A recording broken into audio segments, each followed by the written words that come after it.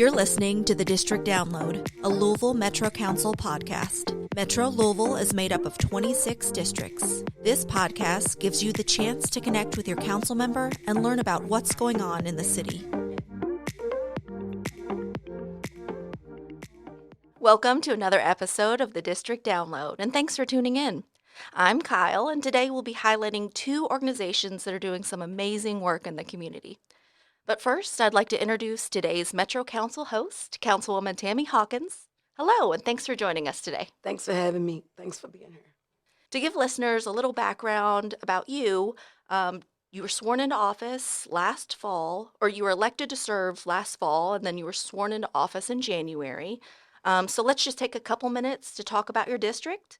So can you please just briefly describe the district for the listeners? Yes, I represent the Parkland area, Park Duval, Algonquin, Lake Dreamland, a portion of Cane Run, Cypress, Chickasaw, a wide variety of the city. And it also includes Algonquin, which I know we're going to jump into later, but I just wanted to make sure we included that in the intro. And so we're approaching your 1-year mark since you've taken your seat. And so how's it going so far? Well, I would say that my district is very unique. My district is what I consider very challenging at times. But on the flip side, I feel like that I'm a diamond in the rough, because anything that is worth having, you have to work for it. If it's just too easy, I don't want it. Absolutely. So I work effortlessly every day. It is interesting in my district. And I know you burn the midnight oil too. You work all the time. I'm seeing the texts, the emails late at night, so I know that you put a lot of effort and time into the district, and it really shows. So thank you. What's your favorite part about being a council representative? My favorite part about representing District 1 is when I first decided to run for Metro Council. I knew then that I would be rare. I'm not a politician. I just work for the people. I am a voice for the voiceless. And the fact that I can stay true to who I am, no matter what's going on, no matter what decision needs to be made, I can wake up the next day and I can look in the mirror and say, I gave it 110%. And I fought for my district effortlessly, no matter what the outcome is. I always stay true to who I am and to the people that put me in the seat. And so kind of the flip side of that, what have you found to be the most challenging, since you've taken office? I'm going to try to be as transparent as possible when I say what I have found to be most challenging. Not only challenging, but very disheartening. When I work with 25 colleagues that maybe just really don't understand the challenges or the culture of the district that I represent. So at times it's really hard to get them to understand without making a difference or without them feeling like that I'm making a difference, that the culture that I represent is just different. And if you don't understand the culture that I represent, you can't even begin to go against anything that I speak volume for when it comes to anything that comes in front of you about District 1. It's challenging when you see people fight for things in their districts, and it takes 14 people to pass anything in Metro Council. And probably only 3 of those members have even stepped a foot in your district, but they have the last say or the vote that determines what goes on in it. That has been the most challenging, trying to learn how to strategize and giving them the knowledge and the tools that they need to understand that I know what my district deserves, and I know what my district needs. Um, so that within itself has been my biggest challenge, and I'm just very passionate, and I take my seat very serious. Um, and when you don't have to deal with some of the issues and some of the concerns that my constituents have to deal with and that I have to deal with, don't wait until it hits your district or your door before you want to do something about it. That is one of the biggest challenges that I have had.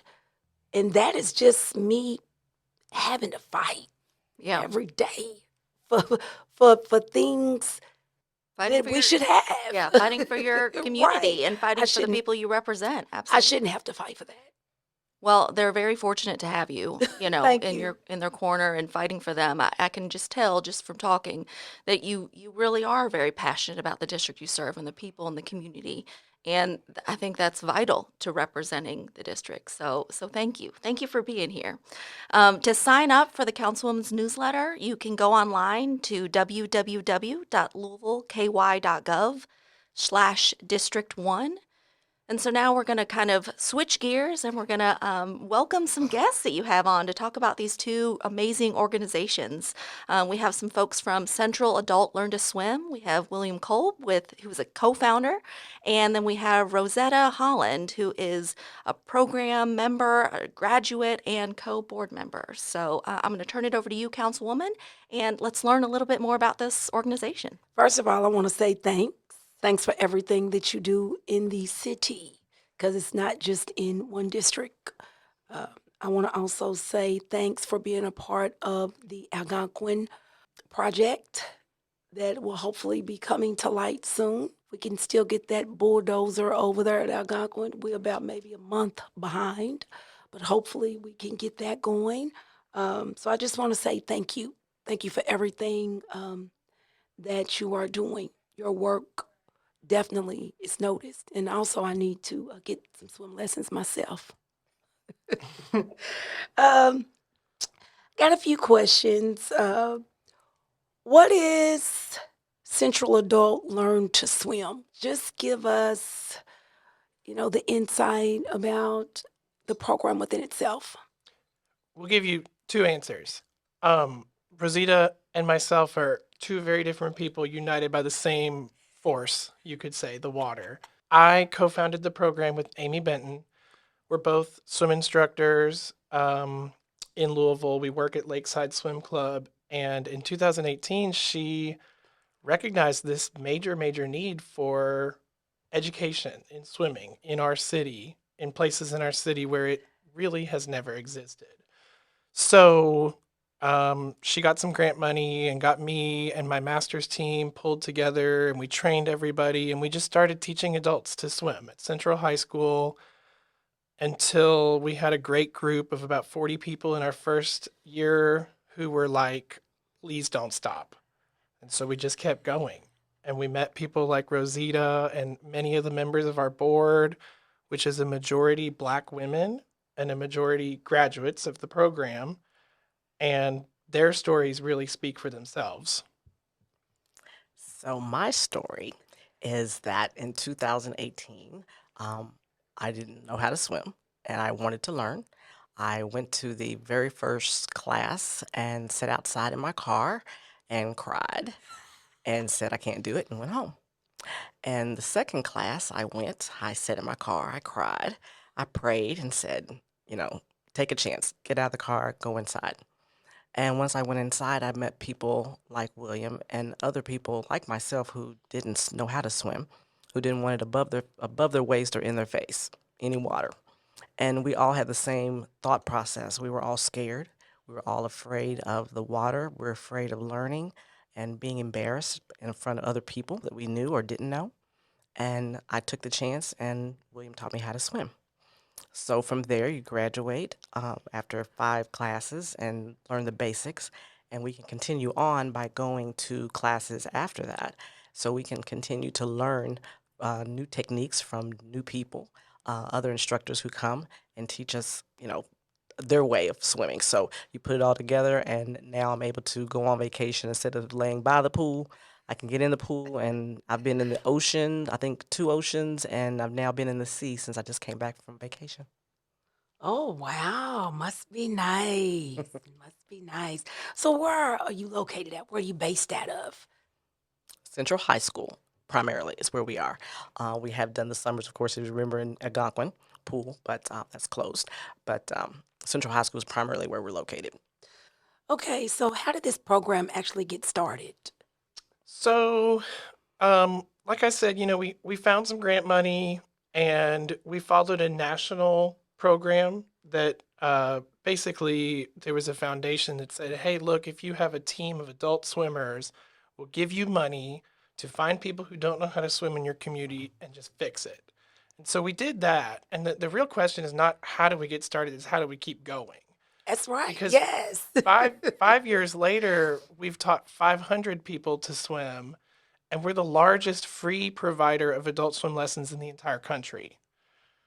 And I mean, it's so amazing to look back at that now.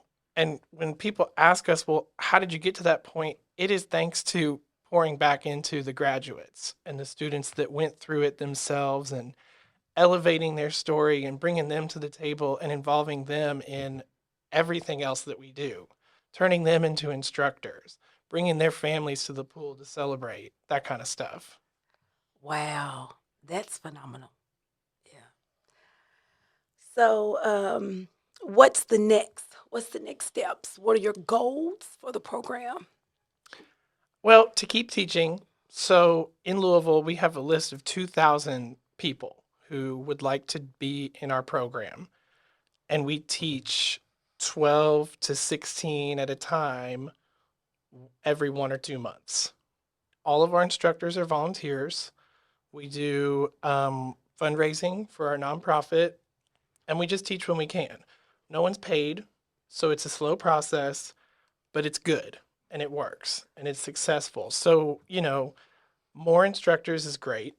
Okay. Anybody listening who is patient, knows how to swim, and wants to help can come learn how to be a swim teacher.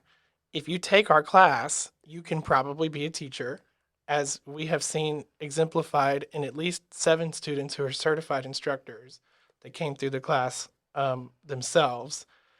And of course, just community support. We always take donations. We're always looking for partnerships. Louisville, Kentucky is kind of a desert for swimming pools.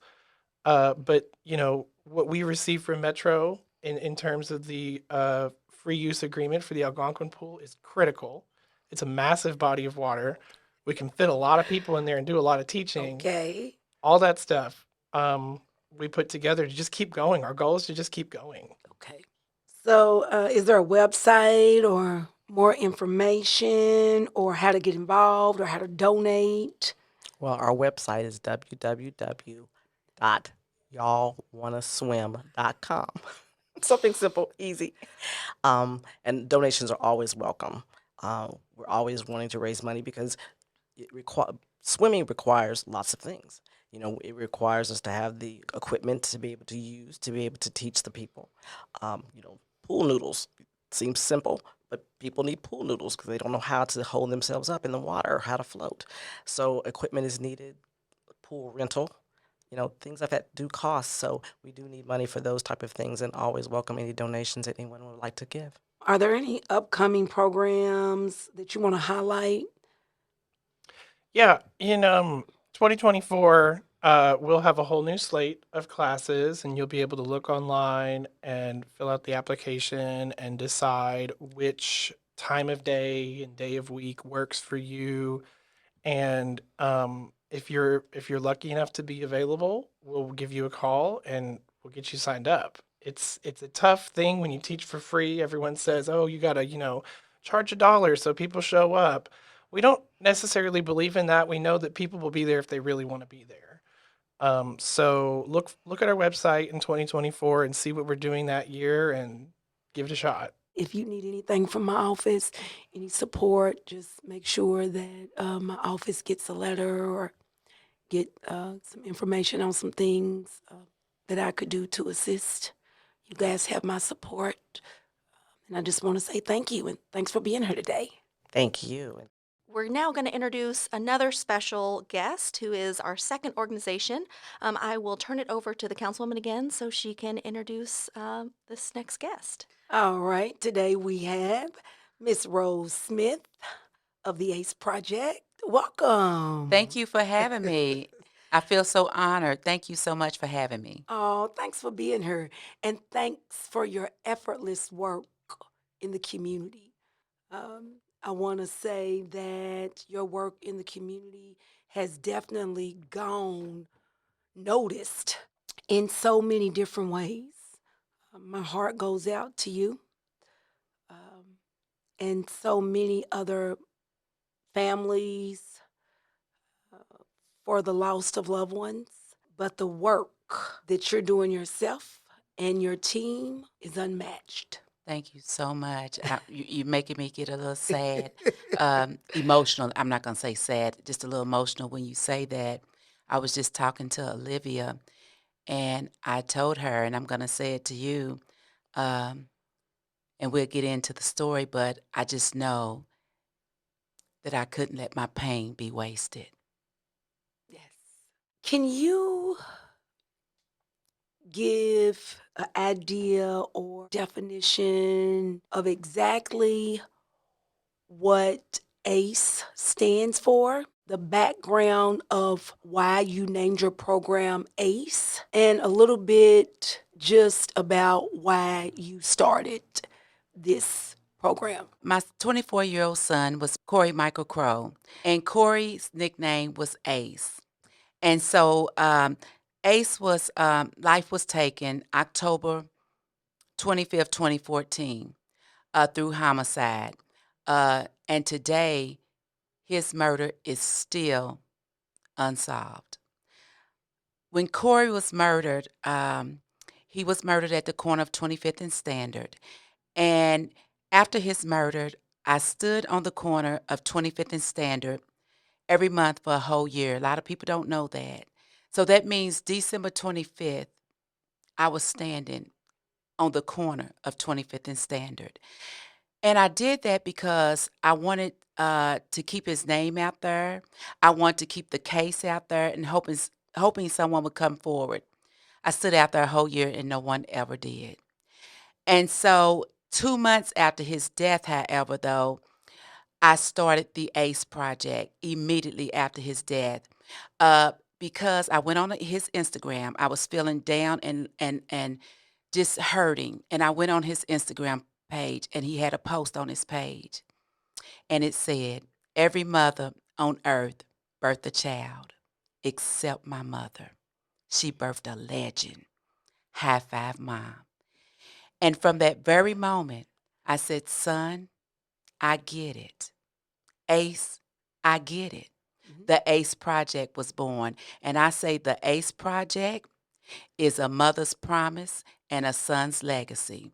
And so that's when I say I will not let my pain be wasted.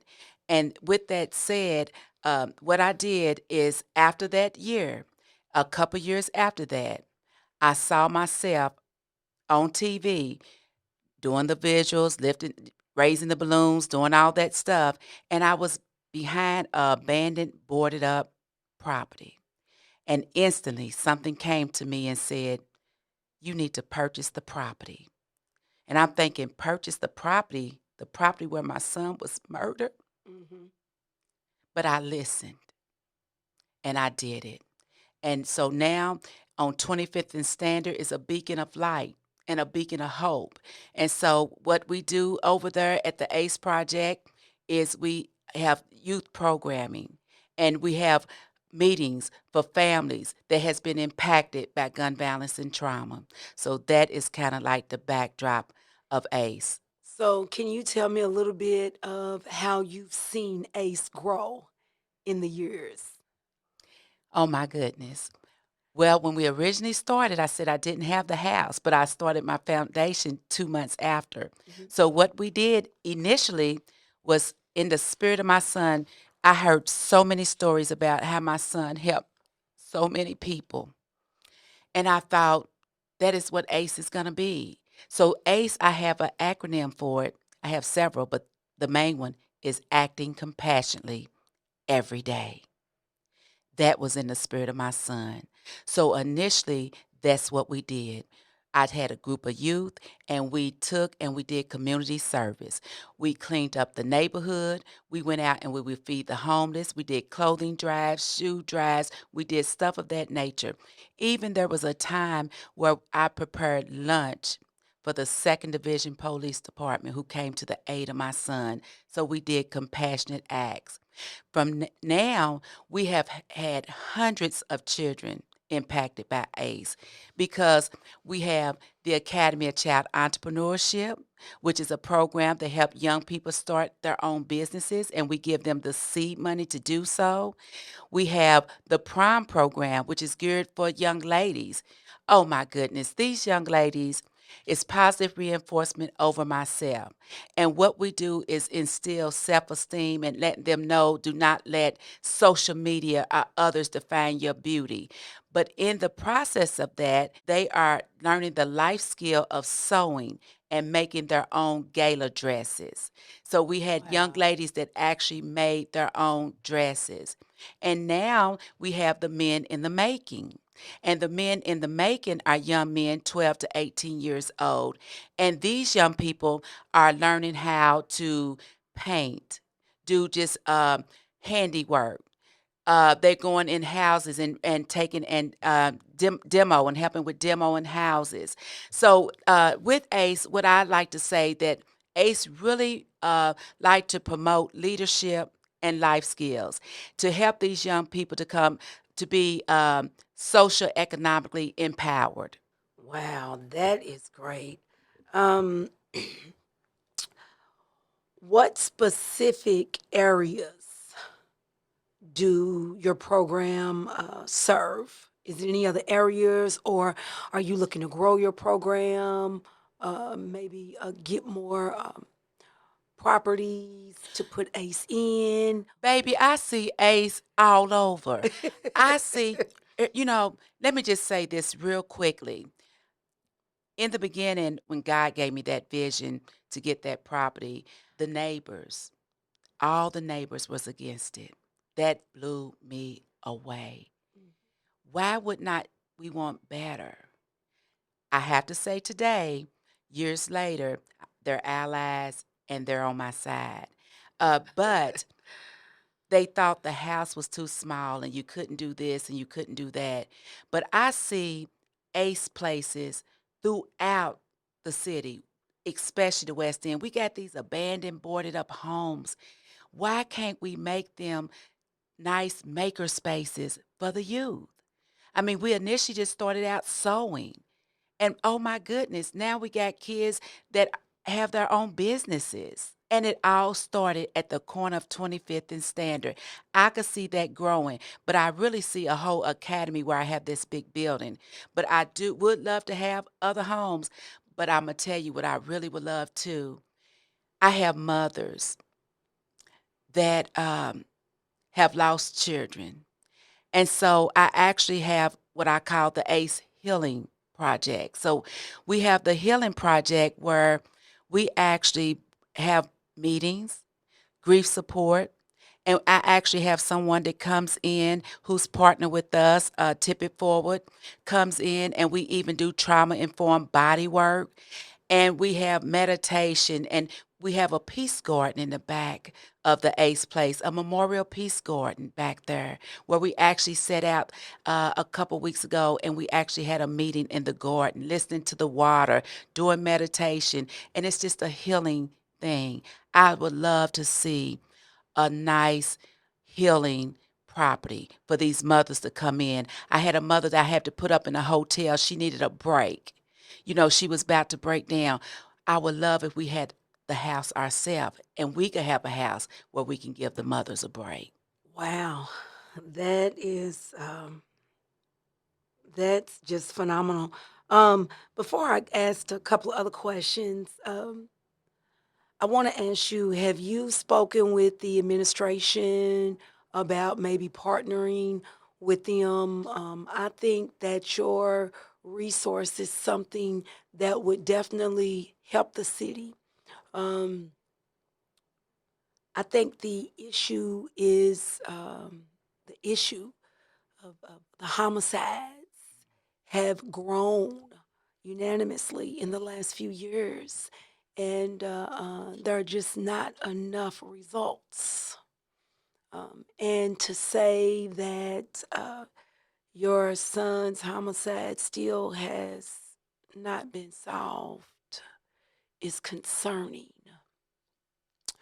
um, because a mother with so much fight and passion and that have turned this into something so positive, uh, someone would, you would think they'd want to come forward. Or can you tell me,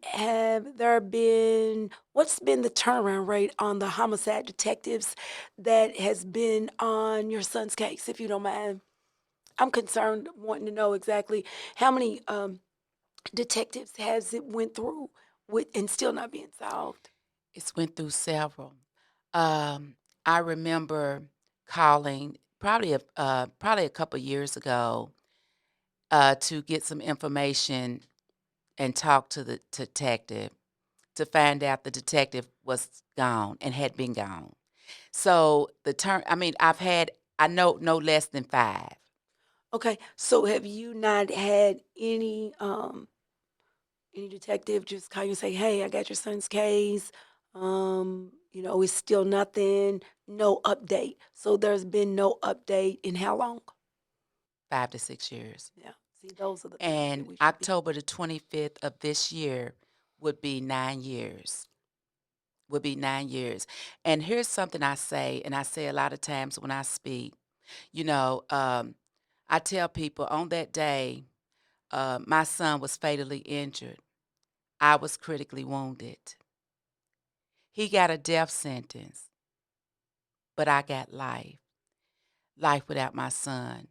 But for me, some of my healing and what I do, I had to figure out how I was going to do my time, spend my time doing my time. Mhm. And so I'm doing my time by trying to give back. And I try not to focus on that. But I will tell you, I still cling on to hope that someday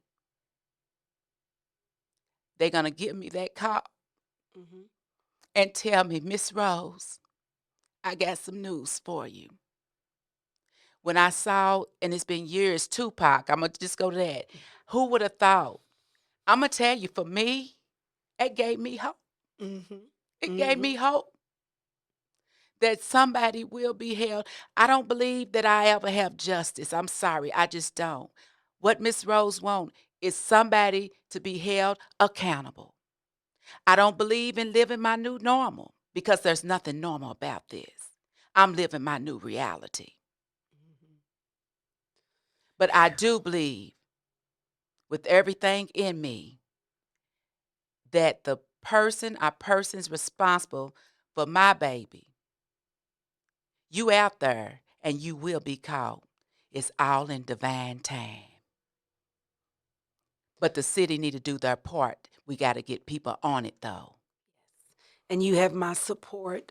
Hopefully soon I'll be having a forum about that, about homicide, victims and just, it's just gone underserved for so long. I'm going to say again that the homicides have taken over the amount of detectives I think that we got. And so they're not being able to keep up with the amount of homicides that's been occurring. So, we need to bring a little more insight to that. So that'll be coming soon. So you do have my support, and my heart goes out to you. And I am here in my office is here.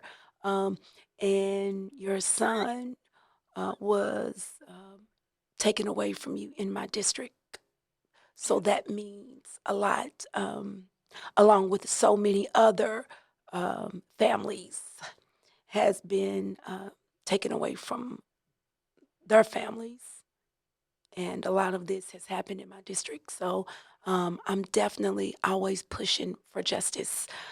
So my heart goes out to you. Are there any upcoming programs you want to highlight that are coming up that the ACE Project is doing? Yes, we could always use volunteers with our Academy of Child Entrepreneurship. We're looking for mentors. We're looking for business leaders who can come in and work beside these young people, show them how they operate their businesses, even to come in and facilitate for us. We're looking for them. It could even be virtual, so we do hybrid, so it could even be via Zoom. So we're looking for business people to come in with that. Men in the Making, we're still taking applications for that. We're doing this on Saturdays, and Central High School has been gracious enough to let us use their facilities for the Saturdays for the Men in the Making. We have a literacy program, so we're still enrolling, and we still need volunteers for that as well. So Men in the Making is going on every Saturday at Central High School. The Academy of Child Entrepreneurship, you can enroll in that. And also on October the 27th, 28th, and 29th, I'm having a survivors healing retreat for women. It'll be a 3-day event. I'm still looking for donations for that. We're trying to give baskets for the women. I really need gift cards. We want to give all of these women have suffered a loss. The website is aceprojectky.org. aceprojectky.org. There's a donate button. You can donate that way. Or if you need to contact me, you can contact me at 502-778-2565. Thank you so much for being here today. Thank you for Thank having you. me, and thank you for all that you're doing. Your work does not go unnoticed either. Councilwoman, thank you for joining us today and bringing the ACE Project and Central Adult Learn to Swim on the episode. I hope our listeners will get involved with both of these excellent organizations. So that's it for today's podcast. The District Download will be back on November 14th. Until next time.